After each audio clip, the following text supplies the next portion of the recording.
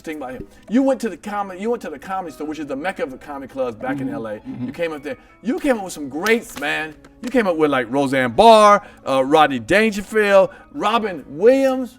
Now Robin Williams was kind of known as a thief amongst the young comedians. Robin Williams, let me tell you something about Robin Williams.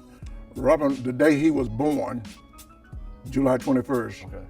this is how good he is. Okay. More famous people, more celebrities were born on that day than any other day. Really? What's the day again? July 21st. When were you born? Kim Whitley, Okay, she. Robin Williams, Red Skelton. Nigga, you was born in. I was born on July I knew you were saying that. 21st. You Lester ain't- Bibb. No, I'm not making it up. Look at it. I can give it. I don't have to lie to you. You ain't nobody who the. Shit, well, I mean, you're my show now. You know.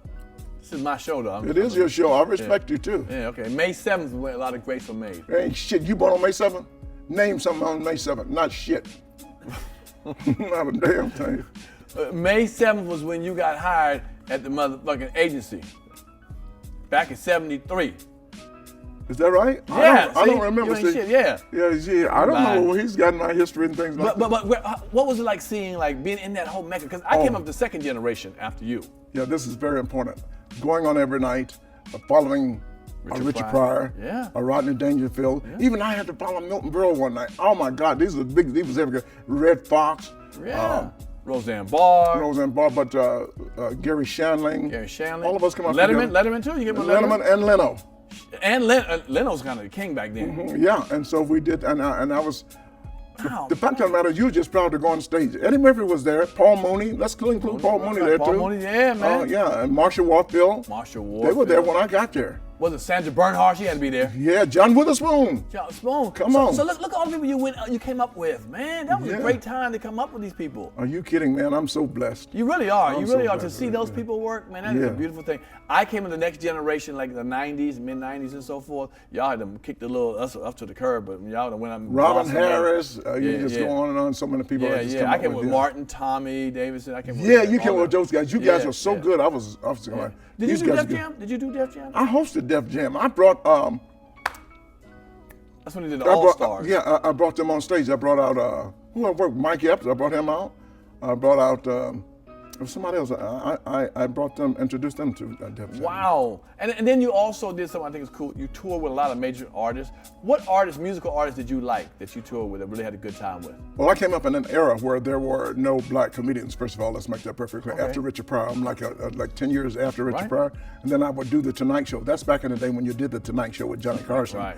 The next day you were somebody. Sure. And if you went to the couch, you were really somebody. Right. I did Tonight Show. I did not go to the couch, and I didn't find out later that Johnny Carson didn't care for her.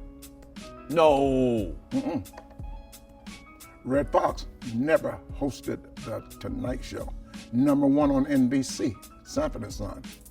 Only black people he would have on that he really loved were the people that were already in, the Sammy Davis Jr.'s. Right. And he had to let Eddie Murphy on. Eddie was deserving, but he was on NBC. Has a black person ever hosted the Tonight Show? Yeah, Flip Wilson did. Oh, you did? Okay. Flip okay. Wilson and see, that's how difficult. Yeah. There should have been a lot more Yeah, people. sure. His favorite singer never let him go to the couch until the last night. Who's his I think favorite it was Joe White. I think Joe Williams. Joe Williams? That was Johnny Carson's favorite singer. He never let him on. So you never let the man sit on the sofa. Was he black? He was black, yes, with the white hair. And his Joe night, Williams. the last night he went on and tripped over the wire going to the stage.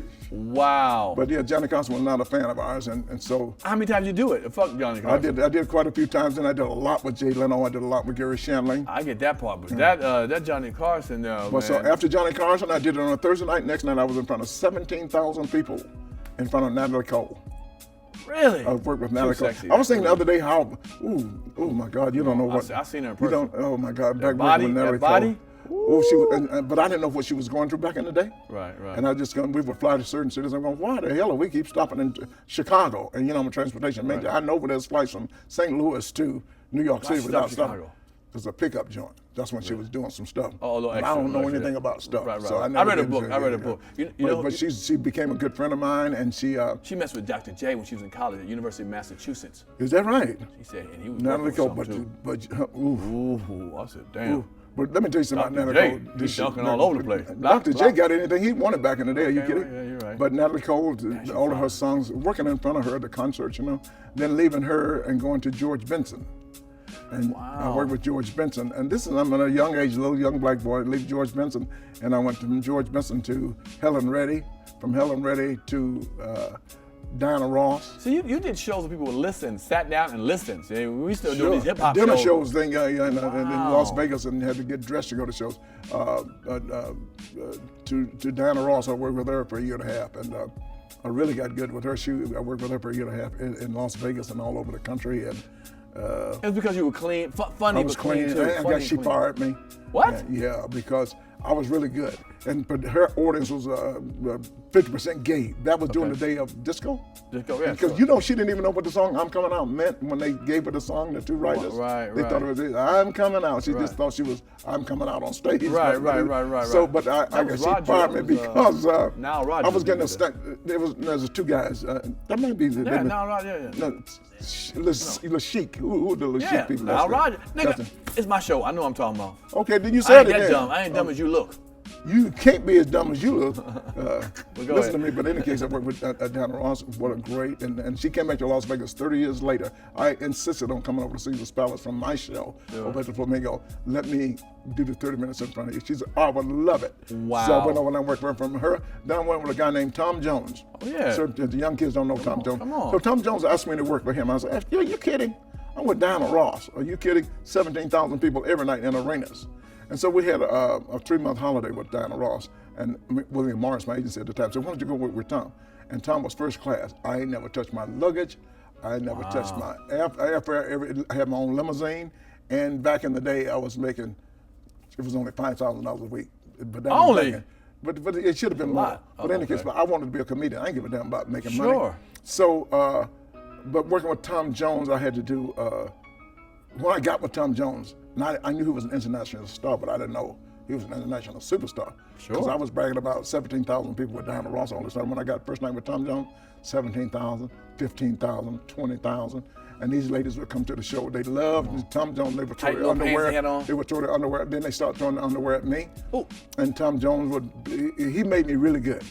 Really? Yeah, because I had to do, most comedians get to do 15, 20 minutes in front of a headliner. Okay. Tom Jones made me do 45 minutes in front of him every Wow. night. And they told me, said, the first 500 ladies down front, they come to see Tom Jones every night.